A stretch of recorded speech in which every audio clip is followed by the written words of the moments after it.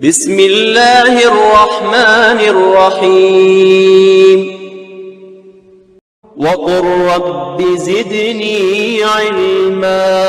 میرے ساتھ صفات عالم محمد زبیر ہوا کرتے ہیں اور میں ہوں عبداللہ عباسی۔ میرے ساتھ محمد برکت خان اور ابو بکر پایولی موجود ہیں۔ پروگرام حالے کا پروگرام کا دورانیہ جو ہوتا ہے بہت تھوڑا سا ہوتا ہے۔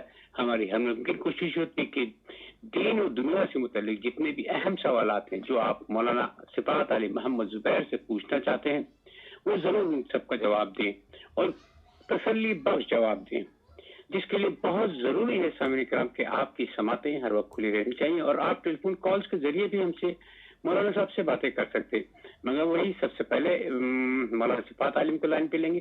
ہلو، السلام علیکم ورحمۃ اللہ وبرکاتہ۔ وعلیکم السلام ورحمۃ اللہ وبرکاتہ۔ عبداللہ بھائی، اللہ آپ کو سلامت رکھے اور ہمارے ان تمام بھائیوں اور بہنوں کو بھی اللہ تعالیٰ سلامت رکھے جو ابھی ہمیں سن رہے ہیں۔ ماشاء اللہ، اہلاً و سہلاً، مرحبا مولانا صاحب، کیسے ہیں آپ؟ الحمدللہ، اللہ کا شکر ہے۔ آپ مولانا سب صاحب، آپ کی جب اتنی پیاری سی چہکتی ہوئی آواز آتی ہے دل خوش ہو جاتا ہے، یعنی جس کو کہتے ہیں دل بالکل خوش ہو جاتا ہے۔ بالکل، الحمدللہ رب العالمین۔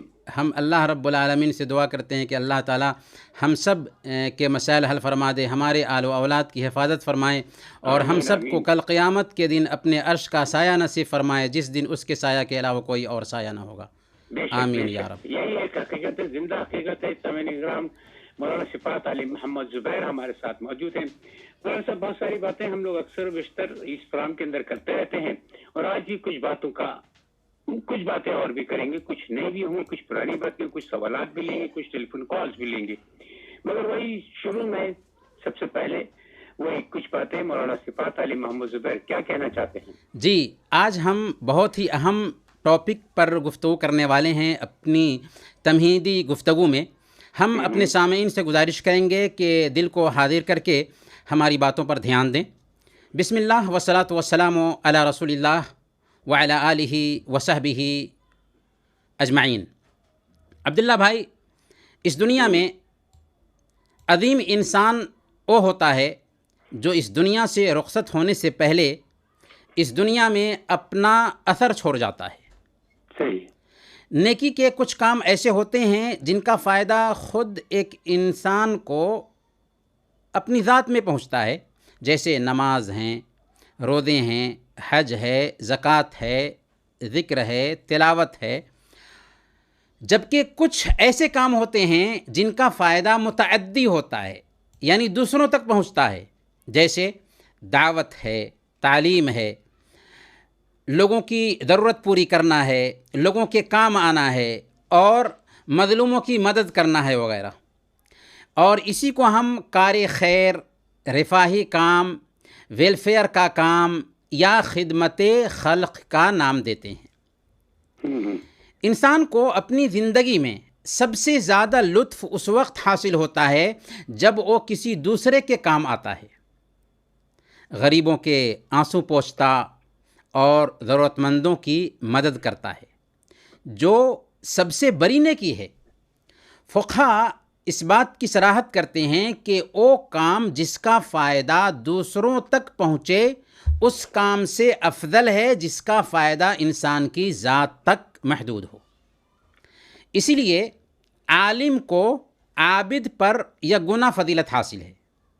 سنن ابی داؤد کی روایت ہے، اللہ کے نبی صلی اللہ علیہ وسلم نے ارشاد فرمایا، فضل العالم علی العابد کفضل القمر لیلۃ البدر علی سائر الکواکب، یعنی عالم کو عابد پر ایسی ہی فضیلت حاصل ہے جیسی فضیلت 14ویں کے چاند کو سارے ستاروں پر حاصل ہوتی ہے، یعنی جیسے 14ویں کے چاند کو سارے ستاروں پر فضیلت حاصل ہے ویسے ہی فضیلت ایک عالم کو عابد پر حاصل ہوتی ہے۔ کیوں ایسا ہوتا ہے؟ کیونکہ جس عمل کا فائدہ دوسروں تک منتقل ہوتا ہو اس کا اجر صرف دنیا تک محدود نہیں ہوتا بلکہ موت کے بعد قبر میں بھی اس کا ثواب پہنچتا رہتا ہے۔ اس کا مطلب یہ بھی نہیں ہے کہ اس عمل کی اہمیت نہیں جس کا فائدہ ایک انسان کی ذات تک محدود ہو، جیسے نمازیں ہیں، زکوٰۃ ہے، روزے ہیں، تلاوت ہے، ذکر ہے، بلکہ ان کی بھی اپنی جگہ پر بہت اہمیت ہے۔ یہی وجہ ہے کہ نماز، روزے، زکوٰۃ اور حج یہ اسلام کے پیلرز شمار کیے جاتے ہیں۔ اسی لیے علماء کہتے ہیں کہ جس وقت جس کام کا تقاضا ہو، جس کام کی مانگ ہو، اس وقت اپنے رب کی رضا اور خوشنودی کا کام کرنا سب سے افضل عبادت ہے۔ یہ بات نوٹ کی جائے، جس وقت جس کام کا تقاضا ہو اس وقت اپنے رب کی رضا کا کام کرنا سب سے افضل عبادت ہے۔ اس کا مطلب یہ ہوا کہ نماز کے وقت نماز پڑھنا افضل ہوگا، اور کوئی بھائی مدد کا محتاج ہے تو اس وقت اس کی مدد کے لیے جانا سب سے افضل کام ہوگا۔ عبداللہ بھائی، اللہ تعالیٰ نے انبیاء اور رسول کو بھی خلوت پسند نہیں بنایا کہ سماج سے کٹ جائیں، جنگلوں اور صحراؤں میں جا کر کے ریاضت کریں، بلکہ سماجی انسان بنایا، سماج کی خدمت پر مامور کیا۔ حضرت یوسف علیہ السلام کو دیکھیے کہ عزیز مصر سے گزارش کرتے ہیں کہ ان کو وزیر خزانہ بنا دیا جائے، اور واقعی اپنے حسن تدبیر سے ملک کو بدحالی سے بچانے کی ترکیب سوچتے ہیں۔ اور حضرت موسیٰ علیہ السلام جب مدین پہنچے تو 2 بچیوں کو دیکھا کہ وہ اپنی بکریوں کو سیراب کرنے کے لیے باری کا انتظار کر رہی ہیں، تو آپ نے ان کی بکریاں لیں اور انہیں سیراب کر دیا۔ اور خود ہم اپنے آئیڈیل محسن انسانیت محمد رسول اللہ صلی اللہ علیہ وسلم کو دیکھیں کہ جب پہلی وحی اتری اور پریشانی کی حالت میں اپنی بیوی حضرت خدیجہ رضی اللہ تعالی عنہ کے پاس گھبراتے ہوئے آئے اور کہا کہ مجھے اپنی جان کا ڈر لگتا ہے، تو حضرت خدیجہ رضی اللہ تعالی عنہ نے آپ کی خدمت خلق، ویلفیئر کے کام کا ذکر کرتے ہوئے آپ کو اطمینان دلایا تھا۔ حدیث کے الفاظ ہیں، کلا واللہ لا یخزیک اللہ ابدا انک لتصل الرحم وتصدق الحدیث وتحمل الکل وتکسب المعدوم وتقی الضیف وتعین علی نوائب الحق۔ ہرگز نہیں، اللہ کی قسم، اللہ آپ کو کبھی رسوا نہیں کرے گا۔ آپ تو رشتہ داروں کا خیال کرتے ہیں، محتاجوں کی مدد کرتے ہیں، فقیروں کو قریب کرتے ہیں، مہمان نوازی کرتے ہیں، اور حق کے معاملے میں لوگوں کی مدد کرتے ہیں۔ اسی طریقے سے ہم دیکھتے ہیں کہ خدمت خلق صحابہ کرام اور ہر دور میں اسلاف کرام کی پہچان رہا، ان کا طر امتیاز رہا۔ چنانچہ حضرت ابوبکر صدیق رضی اللہ تعالیٰ عنہ صلہ رحمی کرتے اور غریبوں کی مدد میں آگے آگے رہتے تھے۔ اسی لیے جب ان کو قوم کے لوگوں نے مکہ سے نکالنے کا پلان بنایا تو ابن الدغنہ نے کہا تھا، جو اس وقت مشرک تھا، ان مثلک لا یخرج ولا یخرج، آپ کے جیسا انسان نہ نکل سکتا ہے اور نہیں نکالا جا سکتا ہے، کیونکہ آپ محتاجوں کی خبرگیری کرتے ہیں، صلہ رحمی کرتے ہیں، تنگ دستوں کا بوجھ اٹھاتے ہیں، مہمان نوازی کرتے ہیں، اور حق کے راستے میں پریشانی جھیلنے والوں کی مدد کرتے ہیں۔ اور حضرت عمر فاروق رضی اللہ تعالیٰ عنہ یتیموں اور بیواؤں کی خبرگیری کرتے اور راتوں میں ان کے گھر پانی ڈھو ڈھو کر کے لا کر کے پہنچایا کرتے تھے۔ اور حضرت علی بن حسین زین العابدین رحمۃ اللہ علیہ مدینہ میں 100 گھر کی کفالت کرتے تھے۔ کتنے گھر؟ 100 گھر کی کفالت کرتے تھے۔ راتوں میں کھانے پینے کا سامان اپنی پیٹھ پر لاد کر کے لے جاتے اور چپکے سے ان کے گھر میں رکھ کر کے چلے آتے تھے، اور ان کو پتہ بھی نہیں چلتا تھا۔ جب ان کی وفات ہوئی اور غریبوں تک، یتیموں اور بیواؤں تک غلے نہ پہنچ سکے، تب پتہ چل سکا کہ کھانے پینے کا سامان پہنچانے والے امام زین العابدین رحمۃ اللہ علیہ تھے۔ سبحان اللہ، سبحان اللہ۔ محترم بھائیوں اور بہنوں، ویلفیئر کے کام کی کس قدر اہمیت ہے، اس کا اندازہ اس حدیث سے لگائیے۔ امام طبرانی نے الاوسط میں اس حدیث کو نقل کیا ہے۔ اللہ کے نبی صلی اللہ علیہ وسلم ارشاد فرماتے ہیں، احب الناس الی اللہ انفعہم للناس۔ اللہ تعالیٰ کو سب سے زیادہ محبوب وہ انسان ہے جو لوگوں کو سب سے زیادہ فائدہ پہنچانے والا ہو۔ یعنی سب سے محبوب اللہ کی نظر میں کون ہے؟ وہ انسان ہے جو لوگوں کو سب سے زیادہ فائدہ پہنچانے والا ہو۔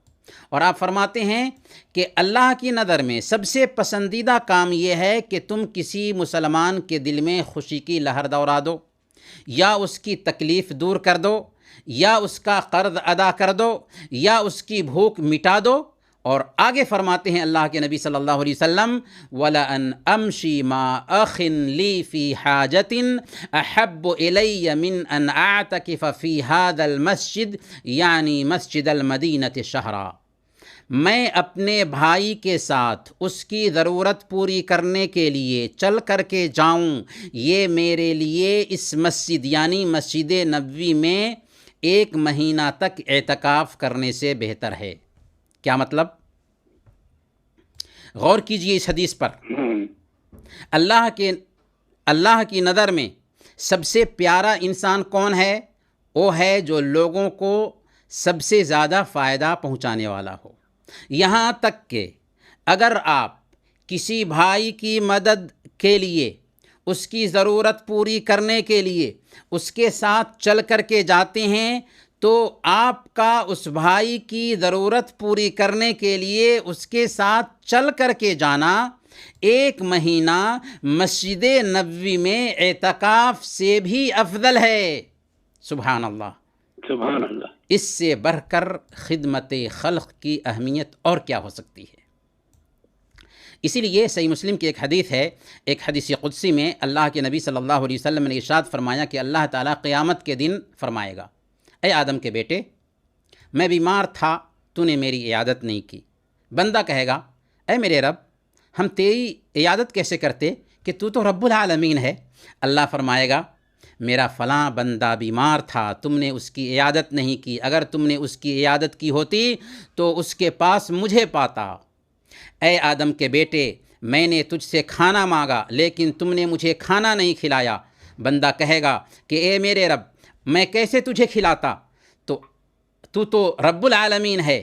اللہ فرمائے گا، اے میرے بندے، میرے فلاں بندے نے تجھ سے کھانا مانگا تھا، تم نے اسے کھانا نہیں کھلایا، اگر تم نے اسے کھانا کھلایا ہوتا تو اسے میرے پاس پاتا۔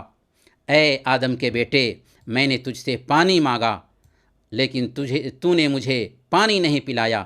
بندہ کہے گا کہ اے میرے رب، تو رب العالمین ہے، میں کیسے تجھے پانی پلاتا؟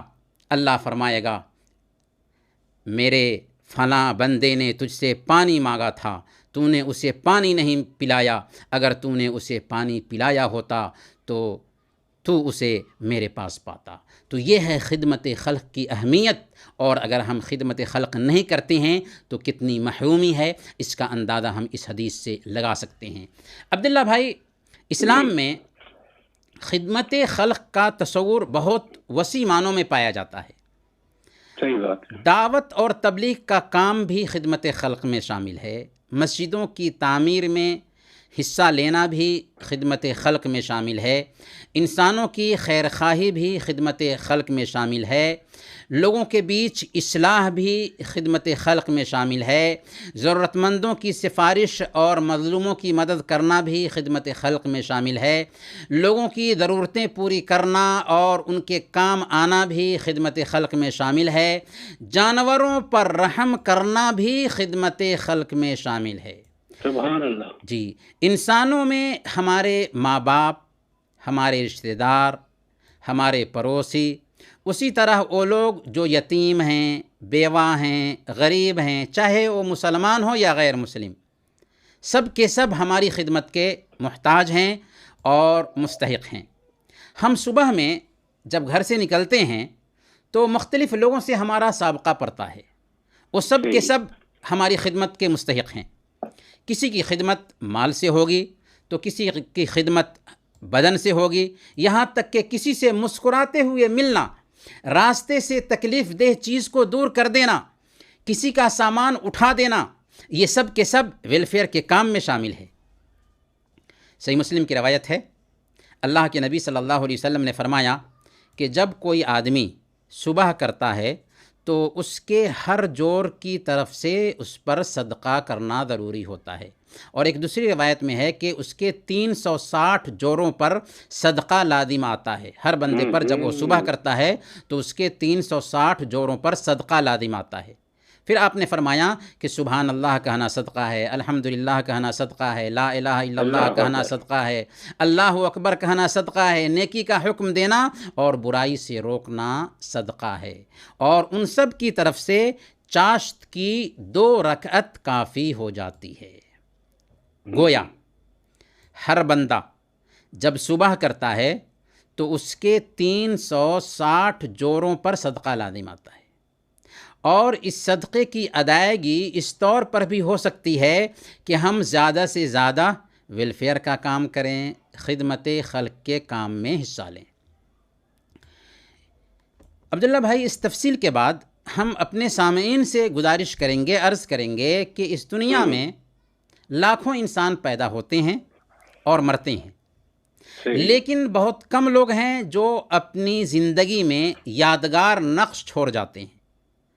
عظیم لوگ وہ ہوتے ہیں جو وقت گزاری کرنے والوں کی لائن میں نہیں لگتے، بلکہ وہ اپنی زندگی کی آخری سانس تک تاریخ بنانے اور نقش پر نقش قائم کرنے میں لگے رہتے ہیں.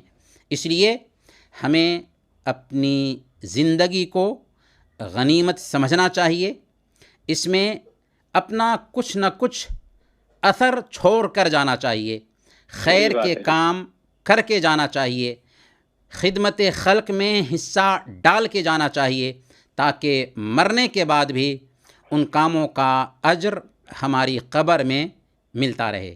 اللہ تعالی ہمیں اس کی توفیق عطا فرمائیں. آمین. وصلی اللہ علی نبینا محمد وعلی آلہ وصحبہ اجمعین.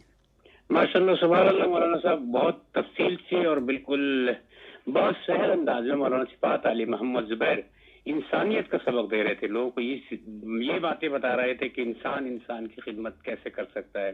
صدقات کے درجات، بہت سارے درجات بھی انہوں نے بتائے. بہت سننے والی باتیں تھی، اور خاص طور پہ جو سب سے اہم بات تھی کہ انسان کے اندر یہ چیز ہونی چاہیے کہ وہ انسان کی خدمت کیسے کر سکتا ہے، انسانیت کی خدمت کیسے کرنی ہے. جیسے آج کل کی وبا کے متعلق ہم اکثر و بیشتر آپ سے کہتے رہتے ہیں، کرونا وائرس کے اندر بھی، کہ اگر آپ کو انسانیت کی خدمت کرنی ہے تو اپنے آپ کو بھی اس سے محفوظ رکھیں، انسانوں کو بھی اس سے محفوظ رکھیں. اس کو بھی آپ اپنے طور پر بہت اچھا انجام دے سکتے ہیں. اور احتیاط دراصل یہی ہے کہ ہم احتیاط برتتے ہیں تاکہ انسانیت کو بچایا جا سکے. زبردست، بہترین. وہ کہتے ہیں ایک چھوٹا سا وقفہ لیں گے سامنے، اگر ہم وقفے کے بعد جب دوبارہ واپس آئیں گے تو مولانا صفات عالم سے کچھ باتیں بھی کریں گے اور کچھ کالرز بھی لیں گے. جیسے پھر حاضر ہیں اور ایک دفعہ پھر آپ کا استقبال ہے. باتیں جن سے زندگی سنورتی ہے، مولانا صفات علی محمد زبیر ہمارے ساتھ موجود ہیں. تو مولانا صاحب ایک کالر لیتے ہیں. السلام علیکم و رحمۃ اللہ وبرکاتہ. جی الحمد للہ وبرکاتہ. جناب کیا نام ہے آپ کا؟ میرا نام سر محمد یوسف. محمد یوسف بھائی، خوش رہا کیجیے اور مسکراتے رہا کیجیے. مولانا صاحب سے کیا پوچھیں گے؟ انشاءاللہ جی انشاءاللہ دعا کر دیا کرو. بس میں سوال سرکار یہ کرنا ہے کہ یہ نماز جو پڑھتے ہیں مسجد میں، یہ یعنی کہ حدیث بہت بڑی ہے کہ 100 سال تک کھڑے رہو گے آگے سے، یہ ادھر بہت آگے سے گزر جاتے ہیں آدمی. اور صبح کی نماز پڑھتے ہیں، جب صبح کی فجر کی وہ جو سنتا پڑھتے ہیں، جماعت ہو جاتی ہے آگے سنتے جماعت میں کھڑے ہو جاتے ہیں، وہ سنتے کب پڑھنی چاہیے یا اسی ٹائم ہی پڑھنی چاہیے؟ فجر کی نماز کی بات کر رہے ہیں نا؟ جی جی فجر کی نماز. جی جی جی. مولانا صاحب کو آواز آ رہی ہے نا؟ جی جی آواز آ رہی ہے. بس صحیح. اور کچھ پوچھیں گے؟ جی سر مہربانی آپ یہ بہت بہت شکریہ آپ کا. ابھی جواب دیتے ہیں، ذرا سا انتظار کی جگہ. ٹھیک ہے جی. مولانا صاحب کیا کہیں گے؟ جی ان کا 2 سوال ہے یوسف بھائی کا. پہلا سوال ان کا یہ ہے کہ بہت سارے لوگ بے احتیاطی برتتے ہیں اور نمازیوں کے بیچ سے گزر جاتے ہیں. تو یہ واقعی بے احتیاطی ہے، نمازیوں کے بیچ سے گزرنا نہیں چاہیے. اللہ کے نبی صلی اللہ علیہ وسلم نے ارشاد فرمایا، لو يعلم المار بين يدي المصلي ماذا عليه لكان ان يقف 40 خير له من ان يمر بين يديه، کہ اگر نمازی کے سامنے سے گزرنے والا اس گناہ کو جان لیتا جو گناہ اس کو ہوتا ہے تو 40 تک کھڑا رہے، یہ بہتر تھا اس بات سے کہ وہ نمازی کے سامنے سے گزرے۔ حدیث میں اس بات کی صراحت نہیں ہے کہ اللہ کے نبی صلی اللہ علیہ وسلم نے 40 سال کہا یا 40 مہینہ کہا یا 40 دن کہا، لیکن اگر ہم 40 دن ہی سمجھیں تو اللہ کے نبی صلی اللہ علیہ وسلم یہ کہنا چاہ رہے ہیں کہ اگر نمازی کے آگے سے گزرنے کا جو گناہ ہے اگر اس کا اندازہ کسی کو لگ جائے تو 40 دن تک یا 40 مہینے تک یا 40 سال تک وہاں پر کھڑا رہے، یہ بہتر ہے اس بات سے کہ وہ نمازی کے سامنے سے گزرے۔ لہذا اس وعید کو سامنے میں رکھتے ہوئے ہر بندے کو چاہیے کہ وہ اس بات کا خیال رکھے۔ لیکن کبھی کبھار کیا ہوتا ہے کہ نہ جاننے کی وجہ سے غیر شعوری طور پر آدمی نمازی کے سامنے سے گزر جاتا ہے، تو ایسی حالت میں نمازی کو بھی چاہیے کہ وہ نمازی جو نماز پڑھ رہا ہے اس کے سامنے سے کوئی گزرا ہے تو اس کو روکے، ہاتھ سے دور کرے۔ البتہ یہاں پر ایک اور غلط فہمی جو عام طور پر کچھ بھائیوں کے ذہن میں پائی جاتی ہے، وہ یہ سمجھتے ہیں کہ اگر امام امامت کرا رہا ہے تو نمازیوں کے بیچ سے گزرنا بھی گناہ کا کام ہے، حالانکہ امام کا سترہ مقتدیوں کا سترہ ہوتا ہے، اس لیے امام کے سامنے سے نہیں گزر سکتے، لیکن مقتدیوں کے بیچ سے اگر گزرنا چاہیں ضرورت کے تحت تو اس بات کی گنجائش ہے گزر جائیں، لیکن بہتر ہے کہ نہ گزرا جائے کیونکہ خشوع اور خضوع بھی متاثر ہوتا ہے۔ لیکن اگر کوئی آدمی نمازیوں کے بیچ سے گزرا ہے، امام کے بیچ سے نہیں، امام کے سامنے سے نہیں، تو اس بات کی گنجائش ضرور پائی جاتی ہے اور اس کی وعید نہیں ہے، اس کا جواز پایا جاتا ہے۔ تو دونوں میں فرق کرنے کی ضرورت ہے۔ ایک آدمی اگر اکیلے نماز ادا کر رہا ہے تو اس کے سامنے سے گزرنا جائز نہیں ہوگا۔ صحیح ہو گیا جی اچھا مولانا صاحب ایک کالر لیتے ہیں، پھر ان کے دوسرے سوال کا بھی جواب دیں گے۔ ضرور۔ السلام علیکم جی، السلام علیکم۔ وعلیکم السلام۔ جناب کون بات کر رہے ہیں؟ میں عمران بولا تھا۔ عمران بھائی کیا حال چال ہے آپ کے؟ کیسے ہیں؟ کہاں ہیں آپ؟ میں ٹھیک، آپ کیسے ہیں؟ بہت دنوں سے بات نہیں، عمران میں خوش رہا کر ہنسے بھی نہیں کئی دنوں سے، آپ تو ہنسنے کی آواز بھی نہیں آ رہی آپ کی۔ آپ کیسے، آپ کی طبیعت کیسی ہے؟ اللہ کا شکر۔ عمران بھائی کیا پوچھیں گے مولانا صاحب سے؟ میں پوچھا، مجھے آواز، میں دوا بھی لے رہا تھا، سے دوا بھی لے رہا ہوں تو مجھے سوچ کر آواز آتی، سوچ آواز بہت تنگ کر دی، جینا حرام کر دے، آواز آتی سینہ حرام کر دی ہے، پرابلم ہو جاتا ہے بہت۔ جی ٹھیک ہے ٹھیک ہے، اور کچھ پوچھیں گے؟ نہیں، مجھے جب میں کچھ دیکھ رہا تھا وہی سوچ رہا تھا، دماغ میں ہونے لگتا ہے۔ بس میں آپ سے، میں مولانا صاحب سے پوچھ کے بتاتا ہوں، ٹھیک ہے؟ عمران بھائی ریڈیو سنتے رہے گا کہ مولانا صاحب آپ کو جواب دیں گے۔ اوکے ٹھیک ہے، بہت شکریہ عمران بھائی۔ اچھا مولانا صاحب، یہ ہمارے بہت پرانے کالر ہیں اور عمران بھائی، اور یہ آپ سے صرف اتنا سا پوچھنا چاہ رہے ہیں کہ ان کی کانوں میں سرسراہٹ کی آوازیں آتی رہتی ہیں ہر وقت، ہاں جس کی وجہ سے ان کے لیے کافی پرابلم ہوتی ہے، ہاں تو اس کا اگر کوئی دعا ہو یا کوئی اس قسم کی کوئی ہو تو آپ ضرور ان کو بتائیے تاکہ وہ اس پہ عمل کر سکے۔ جی مولانا صاحب۔ ہاں ہاں کانوں میں سرسراہٹ کی آواز آتی رہتی ہے، اصل میں یہ سرسراہٹ ممکن ہے کسی بیماری کی وجہ سے بھی ہوگی، اس لیے ہم عمران بھائی سے ان کو کوئی پرابلم ہے تھوڑی، ہم عمران بھائی سے گزارش کریں گے کہ پہلے آپ چیک اپ کرائیں، ڈاکٹر کو دکھلائیں، اگر ڈاکٹر تشخیص کر کے کچھ علاج بتاتا ہے، کچھ بیماری کی تشخیص کرتا ہے تو دوا لیں، اگر ایسی کوئی شکایت نہیں ہے تو ہم آپ کو مشورہ دیں گے رقیہ شرعیہ قرآن کریم سے بہت سارے ائمہ حرمین کی آواز میں بھی ریکارڈڈ نیٹ پر آپ کو مل جائے گا، اسے آپ سننے کی کوشش کریں، اس کا اہتمام کریں۔ جادو کے علاج کی دعا یا نظر بد اور آسیب سے علاج کی دعا کے نام پر اگر آپ نیٹ پر سرچ کریں گے، یوٹیوب پر سرچ کریں گے تو ایسا رقیہ شرعیہ ملتا ہے، اگر اس کا اہتمام کریں گے تو انشاءاللہ یہ شکایت جاتی رہے گی، لیکن اس سے پہلے ہم آپ سے گزارش کریں گے کہ ڈاکٹر کو دکھلا لیں۔ اور میں یقیناً آپ کی سمجھ میں آ گیا ہوگا، رقیہ شریعہ کی بات کر رہے ہیں مولانا صاحب. جی ایک دعا ہوتی ہے، وہ آپ روزانہ سن لیا کریں تو تھوڑی سی، کوئی 15-20 منٹ کی ہوتی ہے میرے خیال میں ڈاکٹر جی ہاں مولانا بالکل صاحب. جی.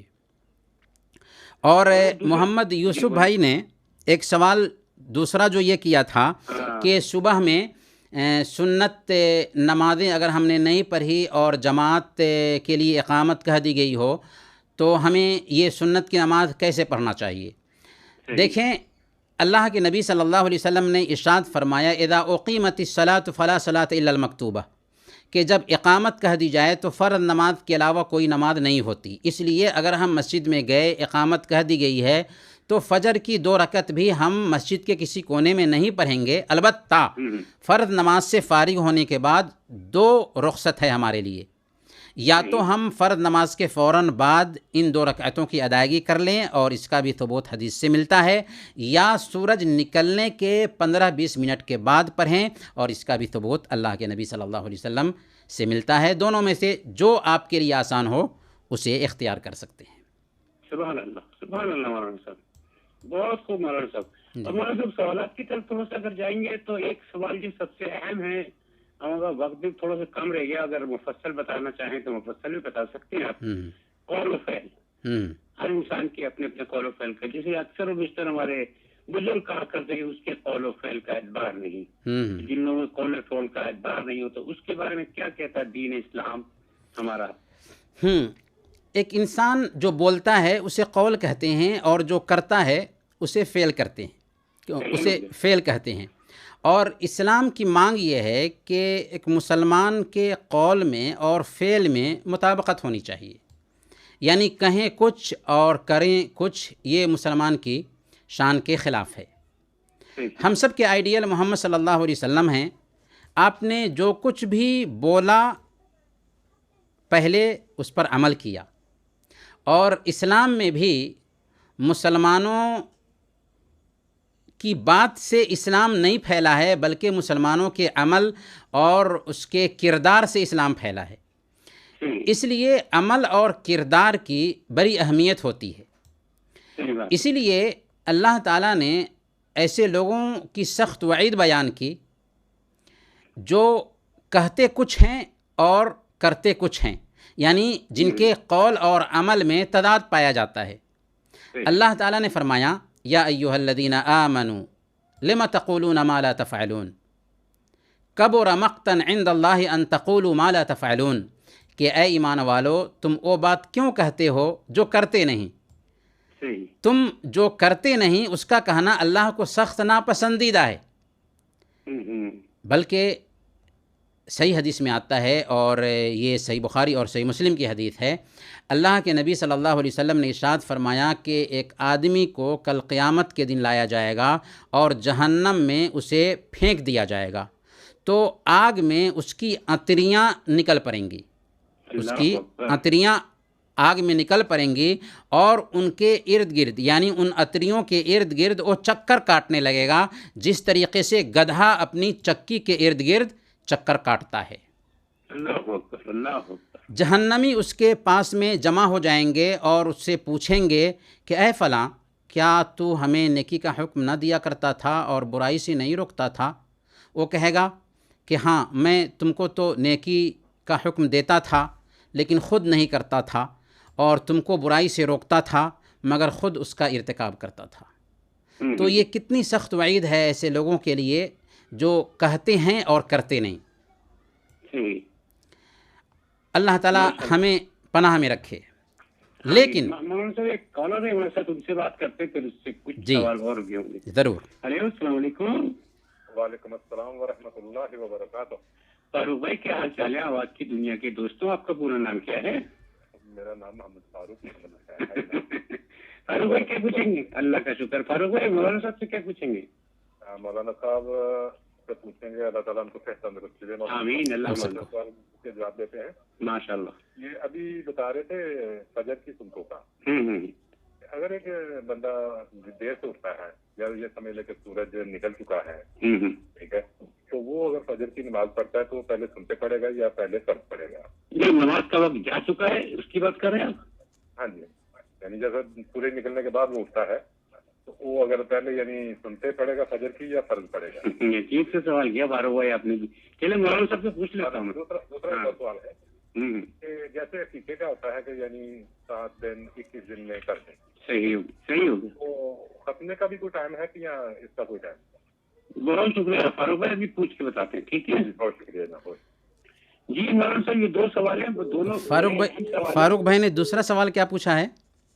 وہ عقیقے متعلق کہ 7 دن میں بھی عقیقہ ہوتا ہے اور کبھی کچھ لوگ 3 دن میں کر دیتے ہیں, تو عقیقے سے صحیح ٹائم کیا ہوتا ہے؟ ہاں. اور اس کے علاوہ اسی عقیقے کے ساتھ ساتھ وہ کہہ رہے ہیں کہ ختنہ کا بھی کوئی ٹائم ہوتا ہے کہ وہ جو ختنہ کرائی جاتی ہے؟ جی مولانا صاحب بہت بہت شکریہ. فاروق بھائی نے سب سے پہلے تو یہ پوچھا ہے کہ ایک آدمی اگر دیر سے اٹھتا ہے اور اس کی فرض نماز چھوٹ گئی تو کیا وہ سنتوں کی بھی ادائیگی کرے گا, پھر فرض نماز کی ادائیگی کرے گا؟ دیکھیں, سب سے پہلے تو یہ ہے کہ ایک آدمی کو نمازوں کے حوالے سے سنجیدہ بننا چاہیے اور وقت پر نمازوں کی پابندی کرنے کی کوشش کرنی چاہیے, کیونکہ اللہ تعالیٰ فرماتا ہے ان الصلاۃ کانت علی المؤمنین کتابا موقوتا, کہ نماز مومنوں پر وقت کی پابندی کے ساتھ فرض ہے. لیکن کبھی کبھار ایسا ہو سکتا ہے کہ آنکھ لگ جائے جس کی وجہ سے آدمی سویا رہ گیا یہاں تک کہ سورج نکل گیا اور فجر کی نماز اس کی جاتی رہی.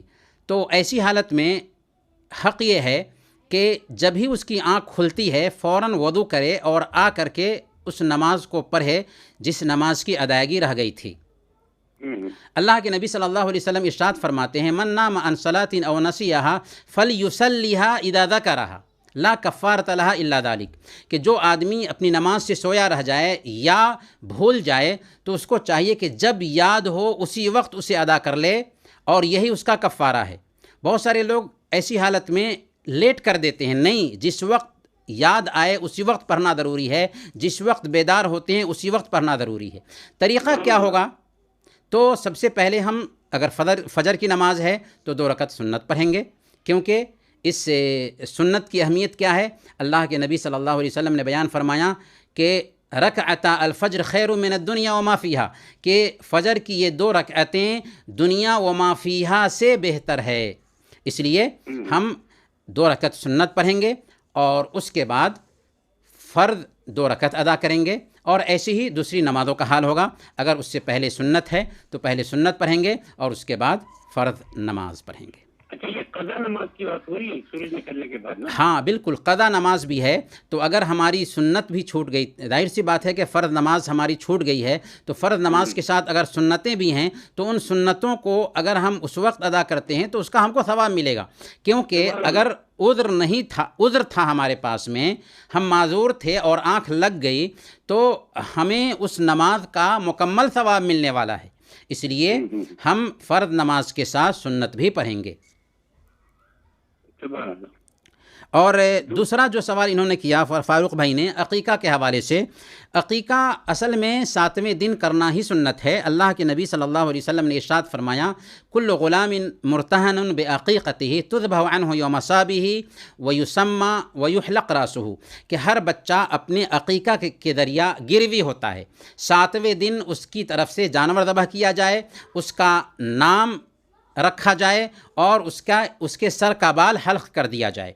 تو 7ویں دن سنت یہ ہے کہ بچے کا عقیقہ کیا جائے. البتہ اگر 7ویں دن عقیقہ نہ کر سکے تو 14ویں دن کر لیں, اگر 14ویں دن نہ کر سکے تو 21ویں دن کر لیں, اگر 21ویں دن بھی نہ ہو سکا تو کبھی بھی کر سکتے ہیں. اس بات کی گنجائش پائی جاتی ہے, کبھی بھی کر سکتے ہیں. اور اس میں انہوں نے ختنہ کا بھی ذکر کیا ہے. تو ختنہ اگر 7ویں دن کر لیتے ہیں تو کوئی حرج کی بات نہیں ہے, اس کے بعد بھی کریں تو کوئی حرج کی بات نہیں ہے. اس کی تحدید نہیں ہے کہ 7ویں دن ہی ختنہ کرنا کوئی ضروری ہے. کوئی ٹائم لمٹ نہیں ہے اس کی تحدید نہیں ہے. صحیح ہو گیا. بہت بہت شکریہ مولانا صاحب. مولانا صفات علی محمد زبیر ہمارے ساتھ موجود ہیں, مگر وہی کہ وقت جب ہمارا ہوا چاہتا ہے تو ہم اکثر و بیشتر بہت سارے سوالات رہ جایا کرتے ہیں. تو مولانا صفات علی محمد زبیر سے بس یہ کہیں گے دعائیہ کلمات, ہمارے پاس کوئی 2 منٹ کے قریب باقی ہیں, کیا پیغام دیں گے آخر میں چلتے ہیں دعائیہ کلمات کے ساتھ؟ عبداللہ بھائی, سب سے پہلے تو ہم اپنے سامعین سے عرض کریں گے کہ خاص طور پر ہم کرونا وائرس کے دنوں سے گزر رہے ہیں، اس لیے ہم احتیاط برتیں، صحیح، اور احتیاط میں یہ بات بھی آتی ہے کہ میل جول میں کمی لائیں، ایک دوسرے کے قریب بیٹھنے میں ابھی بھی کمی ہی لانی چاہیے، اور مصافحہ وغیرہ کرنے سے احتیاط برتیں، کیونکہ صحیح، بیماری ایک دوسرے سے منتقل ہو سکتی ہے، اور ہم یہ سوچیں گے کہ مصافحہ کرنے کی وجہ سے ثواب ملے گا، تو ہو سکتا ہے کہ مصافحہ کرنے کی وجہ سے بیماری بھی ہم اپنے سر مول لیں، اس لیے صحیح بات۔ احتیاط ضروری ہے۔ اور انہی چند کلمات کے ساتھ ہم دعا بھی کرتے ہیں کہ الہ العالمین تو ہم سب کے معاملات کو سدھار دے، ہمارے آل و اولاد کی حفاظت فرما، ہمیں نیکیوں کی توفیق عطا فرما، کرونا وائرس کی وبا کو ہمارے سروں سے ٹال دے، ہمارے گناہ معاف فرما دے، ہماری روزی میں برکت عطا فرما، جو بھائی یا بہن پریشان حال ہیں ان کی پریشانی کو دور فرما دے، جو بھائی یا بہن بیمار ہیں اگرچہ ان کی بیماری مایوس کن کیوں نہ ہو، الہ العالمین انہیں شفاء عاجلہ کاملہ نصیب فرما، جو بھائی بے روزگار ہیں الہ العالمین انہیں حلال روزی عطا فرما، جو بھائی یا بہن اس دنیا سے گزر چکے ہیں الہ العالمین ان کی قبر کو نور سے بھر دے، انہیں جنت الفردوس میں جگہ نصیب فرما، ان کی بال بال مغفرت فرما، اور ہم سب کو زندہ رکھنا تو ایمان پر زندہ رکھنا، اور وفات دینا تو ایمان پر وفات دینا۔ ربنا آتنا فی الدنیا حسنہ وفی الآخرۃ حسنہ وقنا عذاب النار، وصلی اللہم علی نبینا محمد وعلی آلہ وصحبہ اجمعین۔